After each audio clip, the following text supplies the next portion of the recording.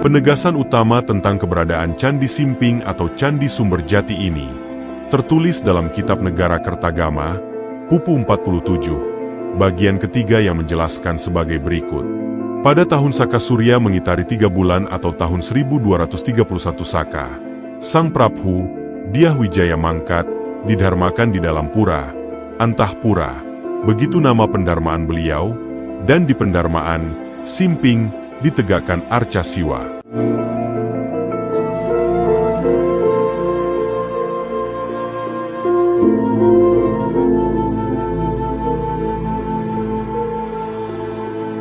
Latar belakang pendirian Candi Sumberjati atau Candi Simping ini diuraikan pula dalam Kakawin Nagara Kretagama.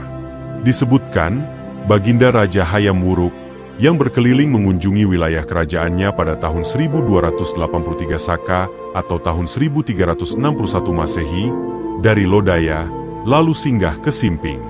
Raja melihat reruntuhan prasada dan juga letaknya terlalu miring ke barat.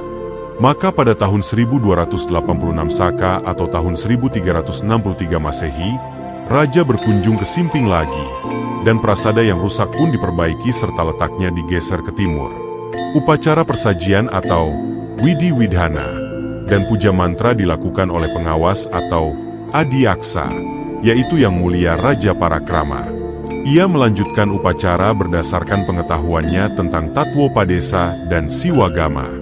Kemudian ia melakukan upacara peresmian Arca atau Adhistana Raja Kretarajasa Jayawardhana yang berupa Arca, Harihara, sinkretisme aliran Hindu dan Buddha.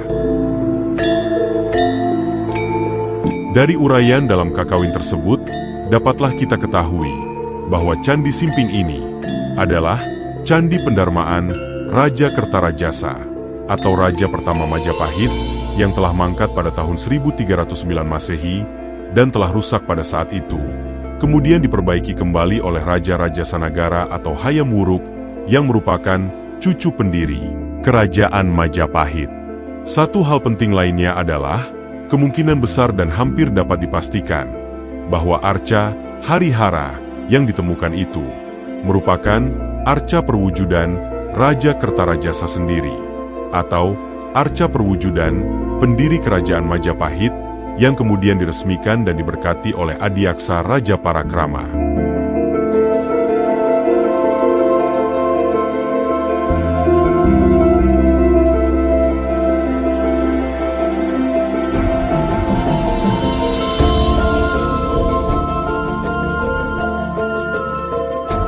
Sayangnya, kondisi Candi Simping saat ini hanya tinggal bagian kaki candinya saja.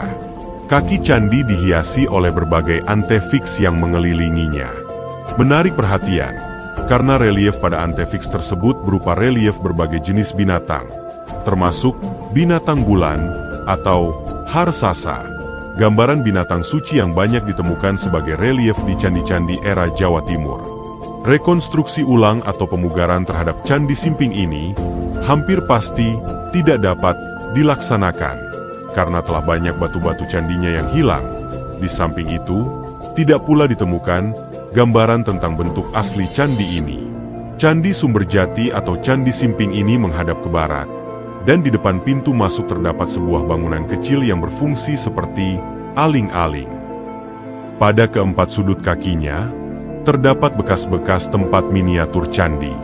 Arca pendewaan raja berbentuk Harihara saat ini sudah disimpan di Museum Nasional Jakarta.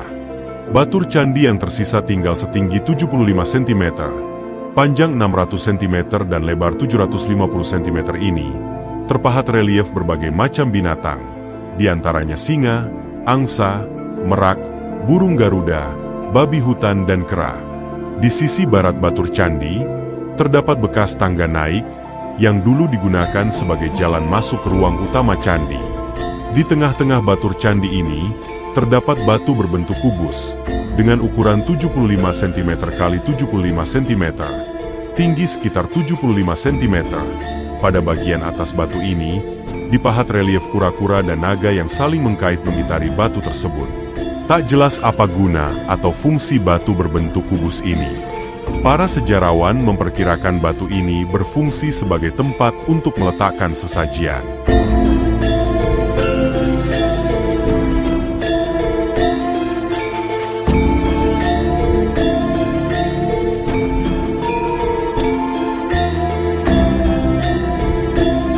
Pada halaman candi, terdapat berbagai batu-batu pahatan bermotif sulur-suluran dan bunga. Sementara pada mustaka candi, terdapat pelipit-pelipit garis dan bingkai padma atau bunga teratai. Dari sejumlah reruntuhan yang ada, diperkirakan Candi Simping ini berbentuk ramping menjulang tinggi, seperti kebanyakan bentuk candi-candi di Jawa Timuran. Di bagian atas pintu utama, sangat mungkin dipahatkan kepala kala yang kelihatan menyeramkan sebagai penjaga pintu. Pahatan kepala kala ini, seperti umumnya kepala kala model Jawa Timuran, tidak dilengkapi dengan makara. Pada sisi utara, timur dan selatan, seharusnya juga terdapat cerukan yang masing-masing di atasnya juga terpahat arca kala. Pahatan atau arca kepala kala ini, sekarang tampak berserakan di halaman candi. Di halaman candi sebelah timur laut, terdapat 3 buah linggayoni kecil. Tak jelas linggayoni ini dulu ditempatkan di area sebelah mana. Hanya saja anehnya, pada bagian bawah lingga untuk menancapkan ke yoni ini tidak berbentuk silinder, tetapi segi 4. Sedangkan di bagian atas bersegi 8. Di dekat lingga yoni ini, ada beberapa patung yang tak jelas patung siapa, karena kepalanya sudah tidak ada lagi, sehingga tidak bisa dikenali. Di sudut tenggara halaman candi terdapat patung singa yang duduk di atas padmasana. Sayangnya, patung singa ini kepalanya sudah tidak ada, tinggal badannya saja. Sedangkan di sebelah selatan batur candi, terdapat sebuah lingga miniatur candi.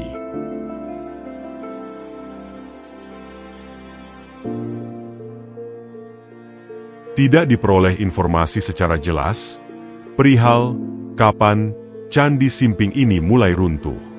Namun, berdasarkan kajian foto-foto lama, terlihat jelas bahwa Candi Simping ini telah runtuh sejak pertama kali ditemukan kembali, yaitu pada tanggal 30 Juli 1854 oleh Johannes Elias Teisman. Penemuan ini merujuk pada catatan kolonial Hindia Belanda dalam buku Natuurkundig Tijdschrift voor Nederlands-Indië yang diterbitkan di Batavia pada tahun 1856.